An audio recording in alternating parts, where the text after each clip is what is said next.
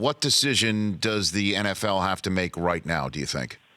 They have to make a decision whether or not Brown is going to play on Sunday, and that pertains to whether or not Goodell wants to use the commissioner's exempt list in this situation where a player can be placed on administrative leave. He still gets paid. He still has access to his employment benefits, but he's basically separated from the team. The commissioner used this with Adrian Peterson back in 2014. Difference there was, of course, that he had been charged with a crime. Here, this is a civil lawsuit, and we know very little beyond the fact that there is a civil claim against Brown, and his attorney disputes it. So the league is in a hard position where a player is accused of a pretty serious offense, but the manner in which he's accused doesn't provide a lot of corroborating evidence or testimony that Goodell has to rely on. Well, in that regard, then, the league can go and seek out the accuser, right? The question is, will the league be able to do that, get an interview, and get enough information to make a commissioner's exempt decision before Sunday? Do I have that right?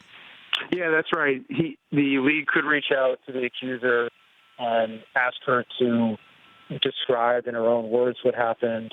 The league could then go back to Brown and say, we have this claim. It's very serious. We need you to answer these questions.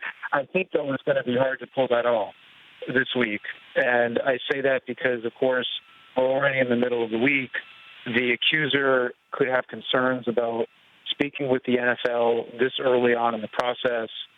She may want her attorney to be heavily involved. The attorney may want to regulate how that kind of interview takes place. There just isn't a lot of time between now and the Patriots playing the Dolphins on Sunday for all of that to happen. So my sense is the league is probably going to have to make a decision without that kind of information. What about the texts, as her lawyer mentioned and also was in the legal papers that were filed in federal court yesterday?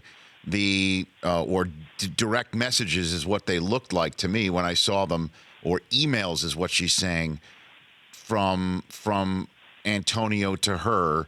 Can those be corroborated immediately, and perhaps those alone put him on the exempt list, Michael? Yeah, it's an interesting question. I guess at that point, if Brown's lawyer says we dispute the reliability or authenticity of these messages, I don't think the league is going to have time to assess whether or not they're true, whether or not they've been altered in some way, whether or not some of the surrounding context of that exchange, like you said, it looks like a text or direct message, or whether it's an email, text, or whatever, it probably was part of a larger conversation.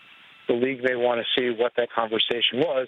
Also, the league didn't punish Tyreek Hill after he made some pretty incendiary remarks to his former fiance, and that didn't warrant going on the exempt list or being suspended. So there's some precedent that the league isn't acting alone on that kind of exchange. So just to sum up here, Michael, the Patriots have, for the lack of a better phrase, punted to the league office, which now has to decide, do we put Antonio Brown on the commissioner's exempt list? And if they do that, do they have to come up with terms on what needs to be met for him to be removed from that list? Is that how this all works before they make a decision on suspension?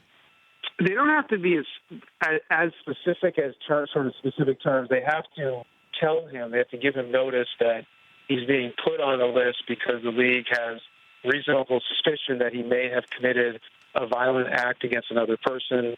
The exempt list doesn't require a criminal charge. It just requires the league comes to a belief that a player may have committed such an act. Now, it's supposedly supposed to be temporary and limited when a player is put on that list while the league investigates. But temporary and limited doesn't really mean anything. It doesn't say 4 games. It doesn't say 8 games. It doesn't say 1 game. It's really up to the discretion of the league.